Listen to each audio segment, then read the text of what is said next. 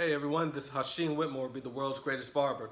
Uh, Today we're talking about being sick. Over the last few days, I've been sick. I've been wore out.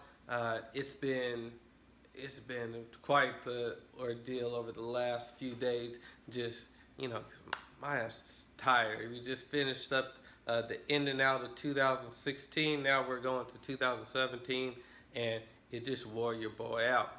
And I and there were some things that I could have done better as a barber to look out for myself, to make sure that I stayed well. And so, whenever I learn a hard lesson, I got to share it with you guys. So, this should be a no-no for you guys. You guys deal with the public. When a client is sick, you get uh, such close encounters of everything that they're dealing with, all their germs, bacteria, um, all their contagious shit that's going on with them. You get it, and it's usually right in your face. If you don't believe me, at the end of the day, after you've been cutting hair all day, take a white rag and wipe down your face and see how much hair and how much dandruff and all this other type of stuff that comes off people's head is just rested on your face. So ahead of time, you know, make sure screen your clients. Let them know that hey, if you're sick or unhealthy, during the time when you're scheduled for an appointment, no offense, but you have to come back next week after this passes, especially if they're still, showing a lot of symptoms. They do it at doctor's offices. They do it at, all different types of places when people get massages or whatever.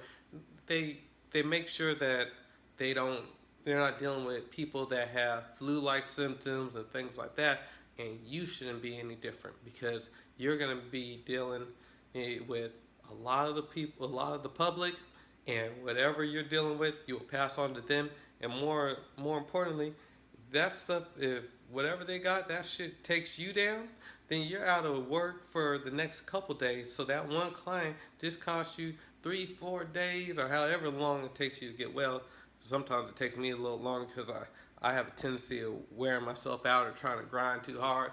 But as your brother in barbering, cut down and try to cut out or eliminate the people that come and sit in your chair that are sick.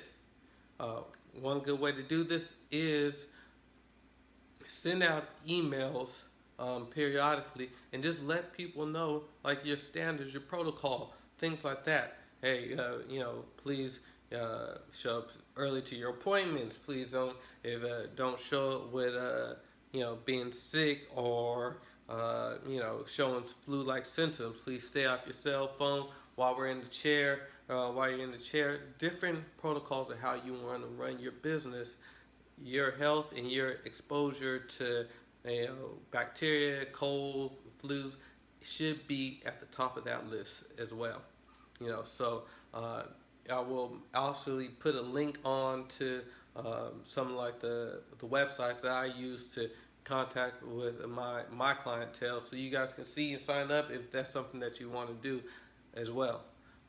Next, when you do have somebody in your chair that you might suspect of being sick, and this is just not only just with somebody that you suspect being sick, but you should be doing this all the time. Is get in the habit of washing your hands. Washing your hands is gonna be very important. And there's all different types of hand soap, but the type of hand soap that I find is the best is the antibacterial hand soap.